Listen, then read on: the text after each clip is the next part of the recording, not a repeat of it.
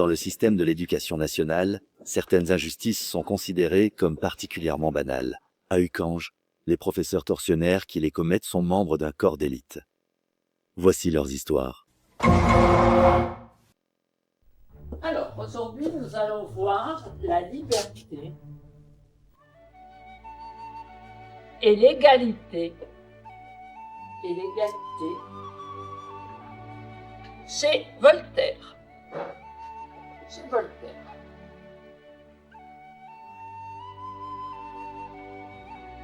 D'accord? Alors, Voltaire. Qui est Voltaire? Voltaire, de son vrai nom, Jean-François-Marie Arouet, est né en 1694, le 21 novembre, à Paris, où il est mort en 1770.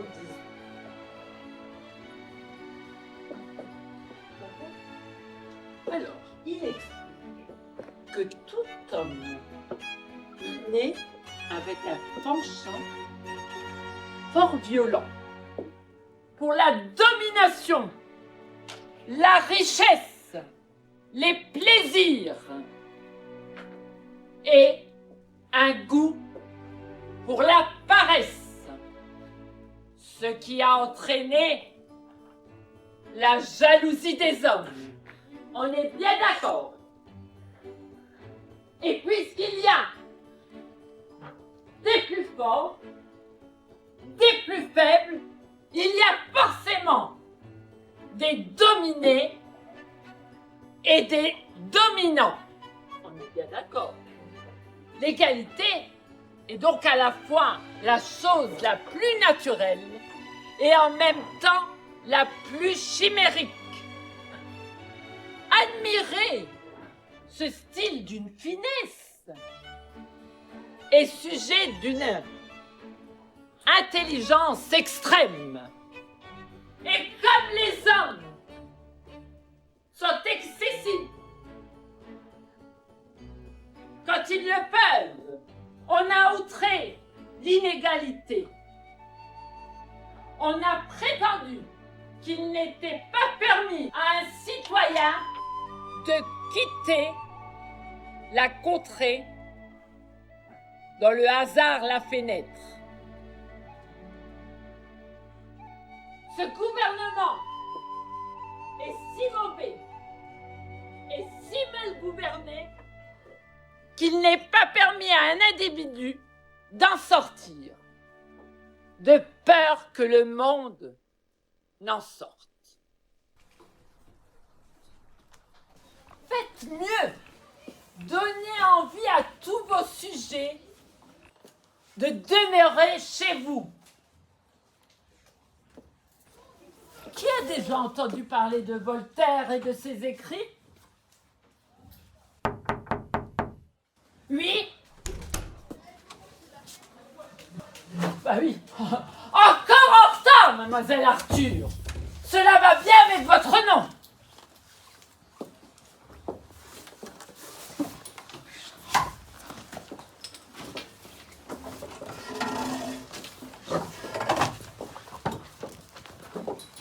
D'ailleurs, voilà ta copie de la dernière évaluation. Pas fameux. Peut mieux faire. J'ignorais que votre travail se situe bien en deçà de ce que l'on serait en droit d'attendre. Écoutez bien, vous autres. J'ignorais qu'il fût possible de mobiliser tant d'énergie pour un résultat d'une telle vacuité.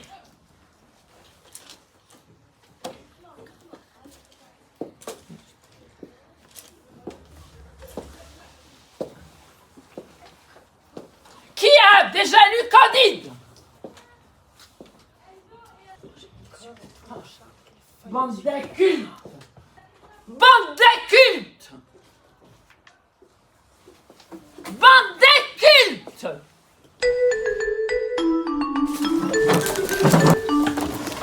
Oh, stop! N'oubliez pas pour la prochaine fois votre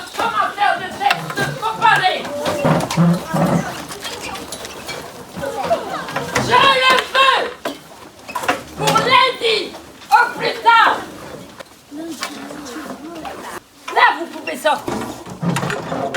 Charles. Oui. Transformé.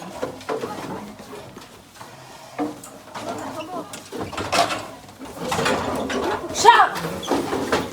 Oui. Elisabeth et Victoire au bureau. Charles, lui, Elisabeth et Victoire, je compte sur votre présence samedi à 9h. La prochaine évaluation ne tolérera aucune approximation. Le maintien de vos félicitations en dépend. Vous êtes au-dessus de cette vulgaire populace et vous devez le rester. Oui, madame. Oui, madame. Inutile de préciser que cette démarche n'a pour vocation d'être ébruitée. D'accord? D'accord, madame. Donc à samedi. Samedi, madame.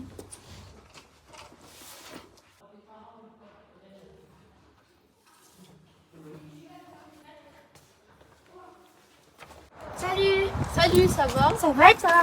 Oui, ça va. T'as fait quoi de beau ce week-end? Bah, je suis allée au restaurant.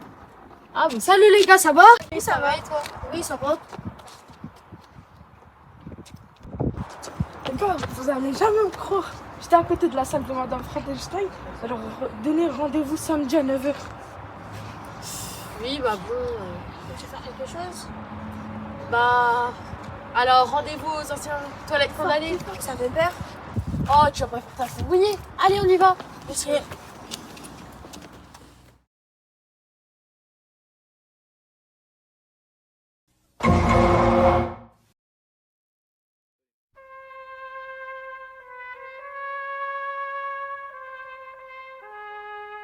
On s'était réunis après la cantine, comme promis, pour réfléchir à notre plan d'action. Ça me faisait mal de me l'avouer, mais il fallait bien faire quelque chose. Moi qui, tout au long de ma carrière, avais évité les ennuis et avais fait profil bas, il fallait maintenant se salir les mains. Mais c'était pour la bonne cause. Et je le faisais pour Iris aussi, et pour tous les autres.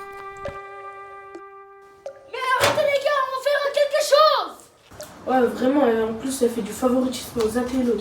Mais bon. Mais ça va être super dangereux! Arrête de faire un peu mouillé. Mais vous imaginez si on se fait prendre? Mais elle a raison. Au pire, si Frankenstein nous attrape! Mais jamais elle va nous attraper. Bah alors on va faire quoi? Francine Stein était de ces profs détestables, qui commettent de nombreuses injustices en restant impunes. Elle était intouchable au collège. Mais là, on tenait enfin notre chance, notre espoir de reprendre le dessus. Pour cela, il nous fallait un plan. Des idées, j'en avais, mais j'allais avoir besoin des autres. Et cela ne serait pas sans risque. Bon, c'est entendu, mes amis. J'ai un plan. Mais comme vous le savez, cela ne va pas être une partie de plaisir. Nous allons entrer par la grille pour pouvoir passer derrière le bâtiment B. Nous allons longer dans le couloir et puis nous allons entrer dans le bureau de Madame Stein. Et là, et le tour est joué. Attendez,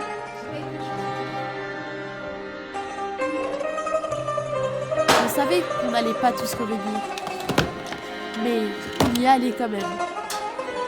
Parce que l'égalité de notre collège en dépendait. Parce qu'il fallait faire quelque chose pour la liberté des élèves du fond.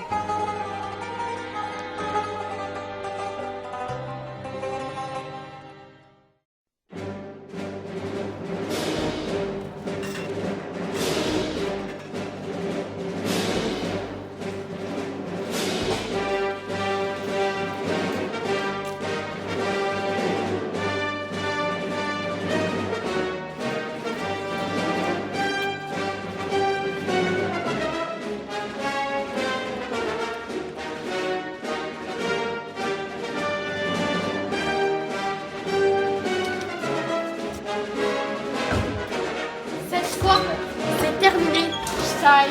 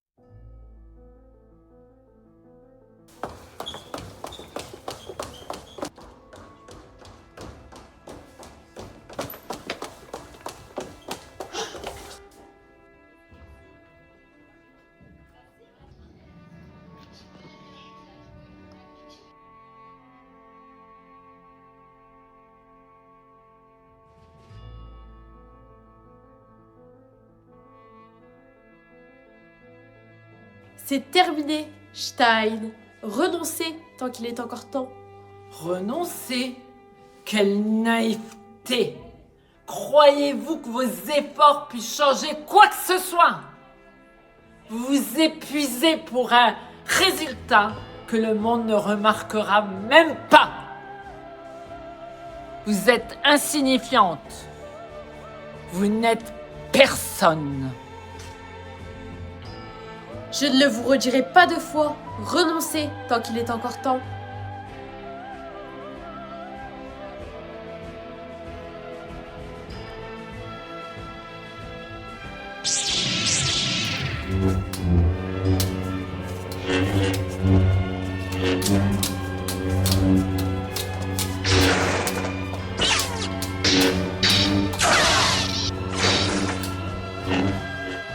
La révolte que vous croyez juste n'est que la preuve ultime de votre étroitesse d'esprit. Le monde est bien trop vaste pour que vos efforts aient la moindre conséquence. Vous vous battez contre l'inévitable. Vous m'avez dit que si l'on laissait rien, rien ne change. Alors maintenant, vous êtes finis.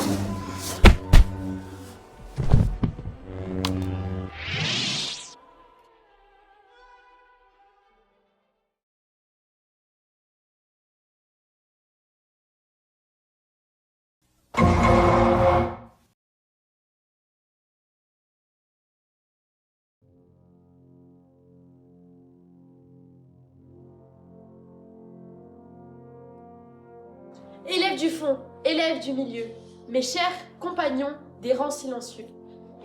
Frères et sœurs des copies raturées, des notes cabossées et des moyennes fragiles. Camarades, il fut un temps, pas si ancien, pas si lointain, où nous fûmes sans cesse réprimés, jugés, sans cesse comparés. Au profit des élèves dits brillants, autoproclamés, éclatants. On nous a répété que cet ordre était naturel, que certains étaient nés pour lever la main et d'autres pour baisser les prunelles. À certains, la lumière, à d'autres, l'ombre éternelle. Mais l'injustice, camarades, nous a sauté aux yeux, car ce prétendu ordre glorieux n'était qu'un mensonge soigneusement cousu. Une volonté diabolique et bien conçue pour nous maintenir à genoux et nous faire servir les plus puissants, en silence, en souhait. Mais le pire et le plus pervers des tours, c'est qu'un jour, ils nous ont fait croire que c'était normal, que tout ça était naturel, logique et surtout incontesté. Mes camarades, écoutez-moi bien, ce monde ancien n'est plus rien grâce au courage de mes compagnons qui ont sacrifié leur récréation. Nous pouvons enfin lever les yeux et entrevoir l'espoir précieux de la liberté, de l'égalité. Le combat fut rude, les épreuves furent dures. Certains en garderont la trace, un contrôle surprise, un regard qui glace. Mais nos cœurs le savent, nos âmes s'en souviennent. C'est toujours la noblesse qui l'emporte sur la haine. À la place, nous bâtirons un monde meilleur, où chacun veille sur son jumeau, où l'entraide remplace la compétition, où la fraternité devient la solution, où l'on apprend ensemble, où personne ne tremble, où la démocratie prend racine, un monde où la liberté chemine, où l'égalité n'est plus un mot, mais enfin une réalité bientôt pour nous tous. Touchez ce monde au bout des doigts. Saisissez-le avec foi, car avec lui s'élève et pour toujours la gloire éternelle des élèves ordinaires.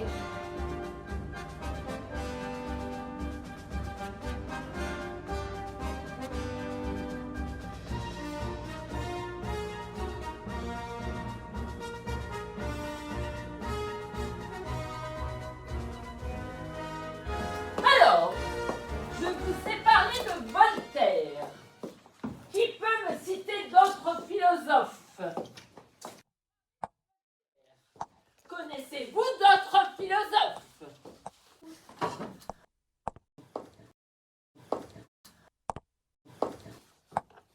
Ah, comme d'habitude, personne. Mais sachez-le, Voltaire n'était pas le seul philosophe à cette époque. Quelqu'un pourrait me citer un nom, par exemple. aventures. Ici Voltaire. Encore et toujours à vous prélasser. Et dire qu'on vous a accepté en classe cinéma. Ne n'est pas demain que vous inventerez des histoires, que vous écrirez des aventures imaginaires, ni même des envolées stylistiques littéraires.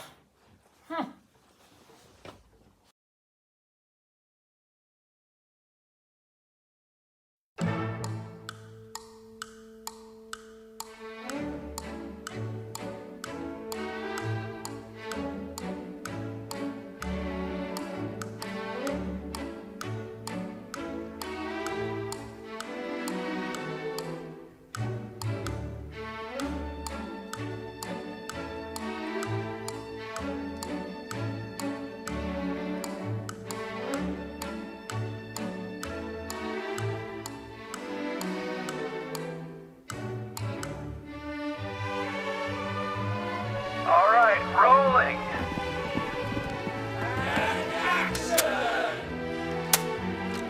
Keep moving, look alive.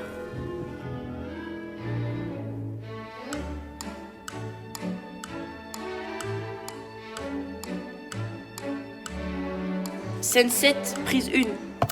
Alors, aujourd'hui, le sujet de la séance est la liberté. Tant d'énergie pour un résultat d'une telle vacuité. Demain... non, stop.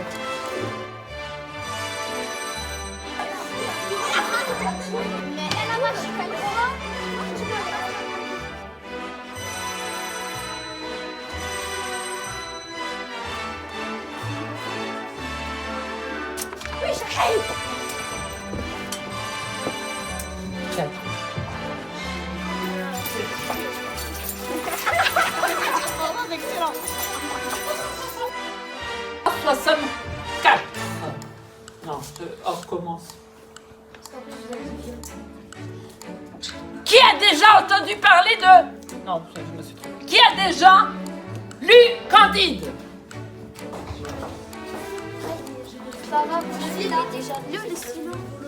Vous êtes prêts? Madame, vous êtes en travaux en furie. Vous avez craché du feu. Parfait. On a peur de se normal, hein. On recommence. C'est pas grave. L'actrice principale. Ce n'est que la preuve de votre... Non.